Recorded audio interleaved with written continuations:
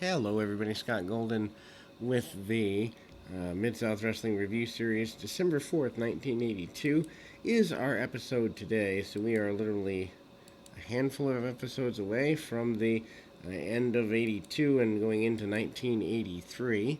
Uh, Bill Watts donates $1,500 to the Irish McNeil Boys Club, which is where they do television. They do this for the PR reasons of it all. Let's not be naive about this. Obviously, if they're doing it on TV, they want PR from it. But it's a nice thing to do, and obviously, your large organizations, when they do that, it's a pretty big deal. Um, Needless to say, that leads into some I guess you'd say, I don't know that I'd say challenging, but um, just conflict of interest type stuff. If they're giving to government agencies, do they get kickbacks? What do they get? You always wonder when a company, any company really, does major maneuvers like that. What are they receiving? And that's there. As we go into this particular week, Stagger Lee and Marty Lundy are uh, heads up with each other on this particular episode, and obviously Marty Lundy becomes Arn Anderson, Stagger Lee, the junkyard dog in a mask. I don't know why they have a talented guy get into a mask. It's such a big deal in wrestling. I can't imagine it drew super well, but maybe it did. Maybe I'm just out of touch with that particular story. Um, from the Mr. America thing to all of that doesn't make sense. Basically, match goes less than 2 minutes, headbutts, and a big thump by Stagger Lee gets him the victory. King Cobra and Kamala up next, and obviously Kamala now being managed by Skandor Akbar. Easy to see that he's not going to take any major losses. That does not change here. Akbar, of course, intimating in an interview a week or two ago that he believed that his man would be the one to get rid of the junkyard dog eventually, as that he has beaten him without interference before in other territories. Akbar making a big deal uh, out of Kamala. Kamala, punch, kick, basic stuff. King Cobra tries to get a few moves off, but doesn't get anything other than a couple of punches, and then Kamala hits a big splash. The Mr. Wrestling 2 basically says he wants to know who's sending him disturbing letters and mail and making threats and ending his career and sending him bloody masks and all sorts of other, or red markered masks and sending him all sorts of other threats. He intimates that he wants to know who that is. We don't find that out until 1983, which means if you need to know, want to know, got to stay with us anyway here on the channel. And Stepped Over does Mr. Wrestling 2. Yoshiatsu is his opponent for the day. Yatsu, a relative newcomer to the area, not a newcomer to wrestling, although I think this might be his first main territory in the U.S. I'm not 100% sure on that, and anybody who knows can correct me in the comments or on Twitter and such. Short knee lifts by Wrestling 2, and he hits body slams, and he's just all there and all the way around. An attack by Kamala, which leads to a disqualification victory for Wrestling 2. Kamala trying to get, I guess, himself into bigger matches, double chop to the throat, among other things. Then we go to Ted DiBiase and Matt Bourne, the tag team champions, and DiBiase still your North American champion against Mr. Olympia and Mike Sharp. Sharp still a big force here at the end of the year in 1982. Interesting to see how long he stays. I think he's back with WWF or with the WWF by 84, so maybe he leaves sometime in 83. Not really sure on that. We'll have to watch, wait, and see. DiBiase and Bourne on the outside. They're stalking around, not exactly too terribly impressed with the actions of the challengers, and needless to say, Bourne and DiBiase, a really good heel team. Sharp going to town on DiBiase early, and obviously a victory here would get him more in line for a single shot as well. Big back body drop by Sharp on both men. and it's there.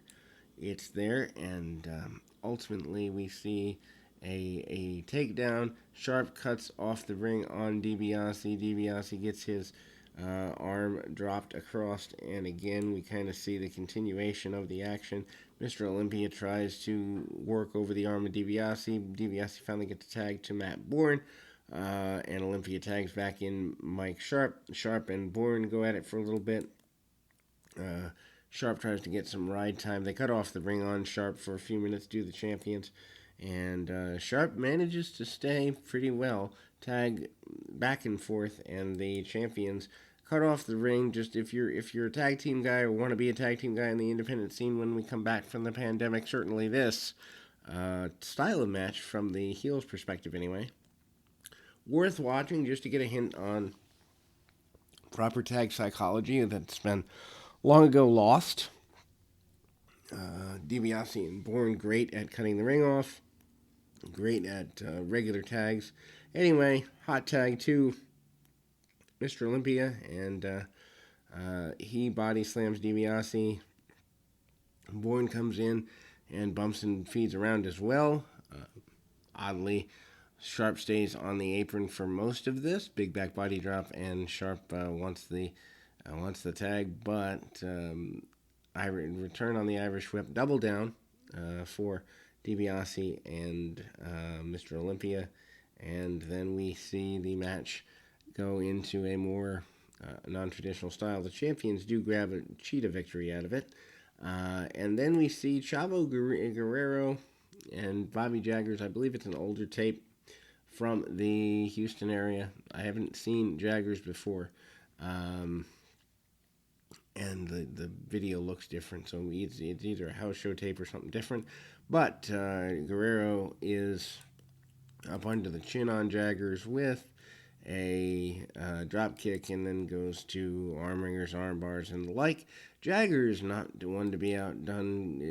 It takes things back to the mat with a side headlock takeover and works the wrist lock, but Guerrero manages to go after his opponent quite a bit here.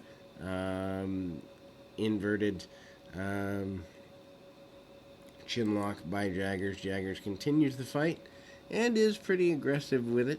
Snapmare on Guerrero and manages to stay on quite a bit.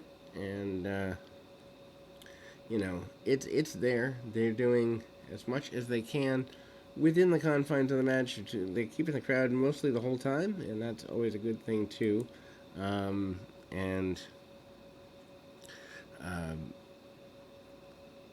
Guerrero back to his feet, going more into a brawling deal as the match is getting a little bit older.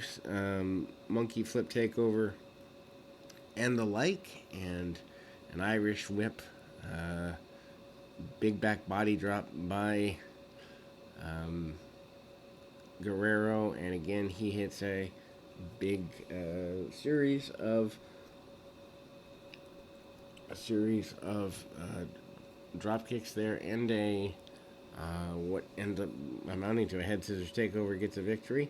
Princess Victoria and Leilani Kai, the ladies through. Ladies come through about once or twice a year, and they are back here. Princess Victoria for the American style ladies at the time, considered one of the better ones, and Leilani Kai may be considered one of Moolah's standout students at the time.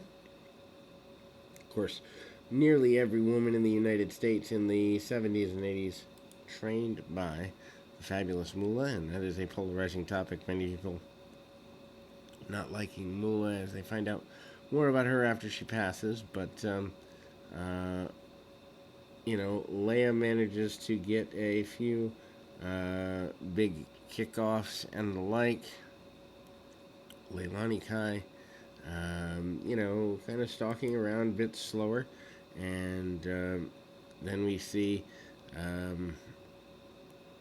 Leia manage to get a leg grapevine and a series of them, actually, kind of working the more basic holds. Ladies on the mat with the holds in 1982. You still could have a decent ladies match, but they were more meant as attractions and seen as such, which meant they came through, did their thing, and got out of town, went to another town, and they were there for a week or two at a time.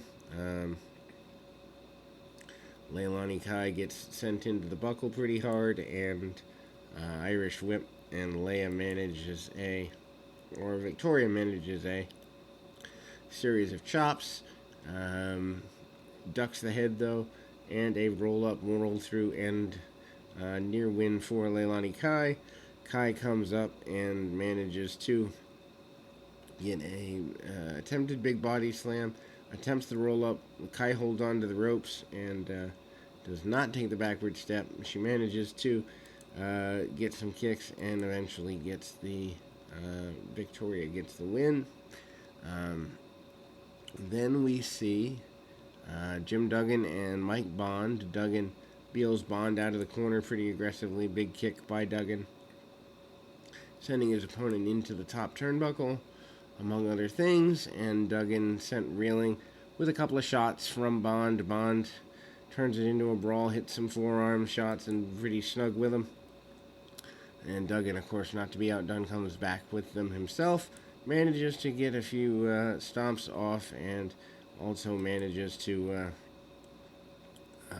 get the running tackle and a victory for Jim Duggan here in the end of 1982. We will be back with more right after this.